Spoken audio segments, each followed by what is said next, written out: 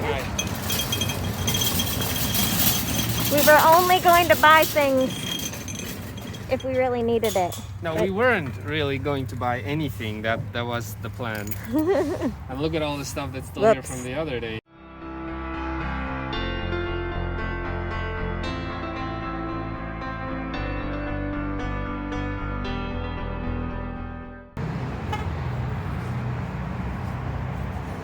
I'm wearing the same clothes I did the other day too. Hi.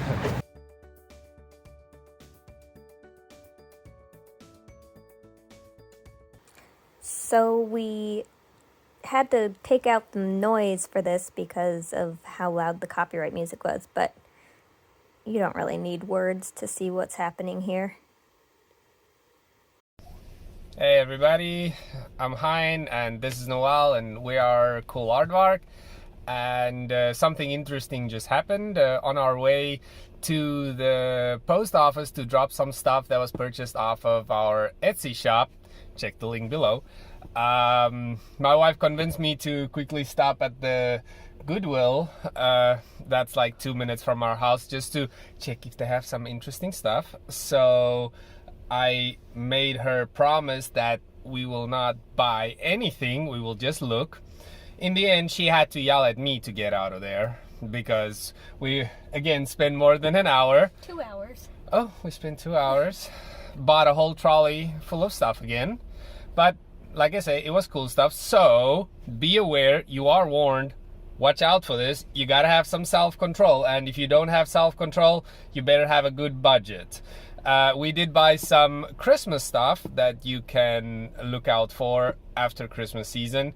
It isn't the season right now, but they sell pretty well, and we did put aside a small budget for stuff to buy that can sit a little while until the next. We just got a storage unit, so we've got some space. So that's something you have to consider too. If you don't have the space to hold things until next Christmas, don't purchase it. But we have a nice big storage unit for our own personal things that we can just put a little box of eBay stuff in there too.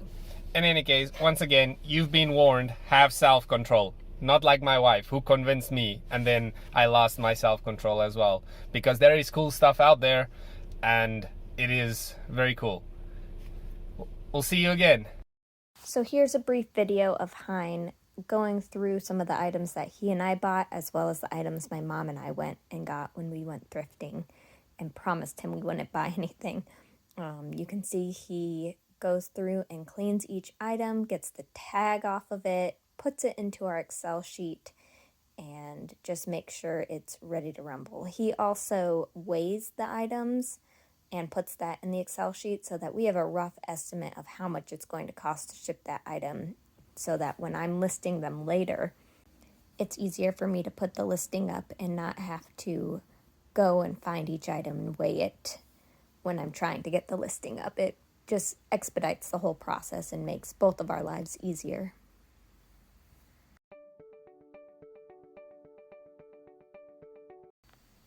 He also will do a little bit of research on each item. We've already looked up the comps on most of them while we're in the store, but he re-looks up the comps and puts an estimated price that he thinks we should sell them for in the Excel sheet.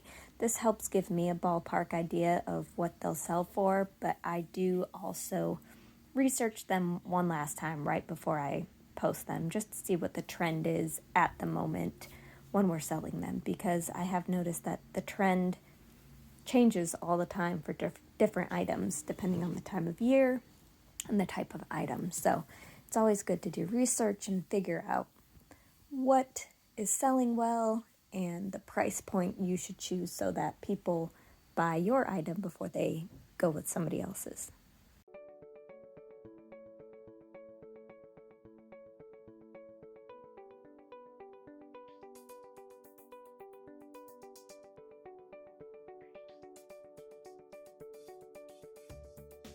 So after Hein was done cleaning all the items when we got home, I went about taking photos of them. As you can see in this video, we've got a pretty basic setup. So we had a sample board from when we redid the flooring at the house we live at right now. so we can make ourselves a small little light box. We also bought that light on Amazon. It was $33 for the light, the phone holder, and the tripod. I will list that down below. It's a great light and it works exactly how we need it to. So you can see it's a pretty simple setup. You don't have to have a lot of fancy equipment to get decent photos of the merchandise. As you can see, I am taking pictures of every item, every angle, and if an item happens to have a little bit of a flaw, I definitely show that in the photos because you want your prospective buyers to know exactly how the item is so that they don't think something and then that's not how it ends up being. As you saw just now, I stuffed the shoes with some empty bags. This just helps them puff up and not cave in when you're trying to take photos, so people can see how they'll look when their foot is actually in there. Just makes the photo a little bit more appealing to the eye and might help get your items sold quicker. As you just saw, I just handed Hein a shoe back that he did not clean the bottom of well enough, and we just want to make sure that they are in the best condition they can possibly be in before we sell them. These hats are really good to look out for. This one is a Falcons hat. We live in Atlanta, so it made sense that that was at our Goodwill. Heinz saw it and put it back, but then I let him know that you can actually sell those for a decent amount. I'll throw the comp up on the screen real quick. These are also some brand new with tag baseball pants. You saw me taking a picture of the leg. That's because it was a little dirty. I'm pretty sure it'll come out as soon as it's washed, but you just always want to list that and make sure people know what they're getting. If you have an item that is new with tags, definitely take a close-up picture of those tags, especially if there's a price on there. So if those pants were brand new for $50 and we're selling it for $25, people will see that price tag and feel like they're getting a good deal and be more likely to purchase from you.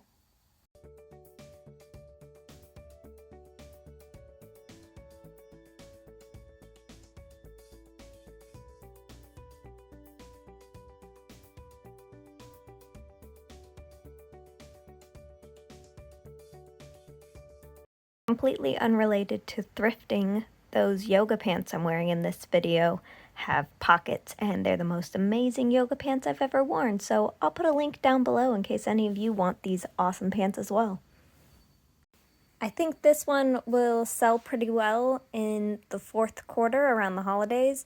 It was for sale in the women's section, but when I got home I realized it was actually youth large. So I think when I list it later this year, I'll put both the youth size and the equivalent women's size, which is a women's small. So I think it could go either way. So I just want to make sure I list it in a way that everybody who might be interested can find it. So it was our first day selling on eBay and we already sold 2 items. This is a Belky bear. It's a 2020 version. These are bolos. If you don't know what a bolo is, it's a be on the lookout for. We bought this little guy for $2.99 and he just sold for $30.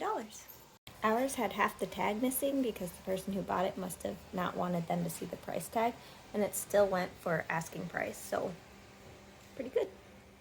So here you can see me weighing the box that we were going to put the Belky bear in. We were trying to see if it was under a pound or over a pound. Obviously under a pound would save us some money, but unfortunately it was about 3 ounces over a pound. So we did have to go with the more expensive shipping, but it was cheaper to go with eBay than with Sendle since it was over a pound. So that's what we went with. So we officially sold 2 items on our first day, which is very exciting. So I'm gonna grab the kids' Crocs from bin B.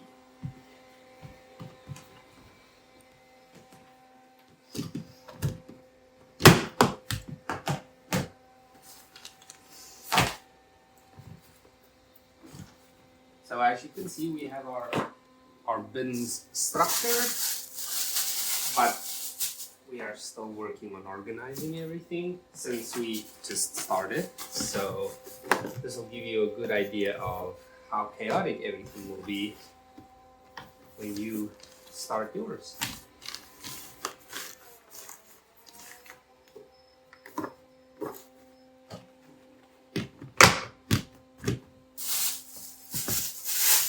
Tend to put the shoes in the plastic bags because we clean them with either wax or polish, and we don't want the oils to get on the clothes or the other merchandise that's in the bins. That's why we put them just in a plastic bag for a cover.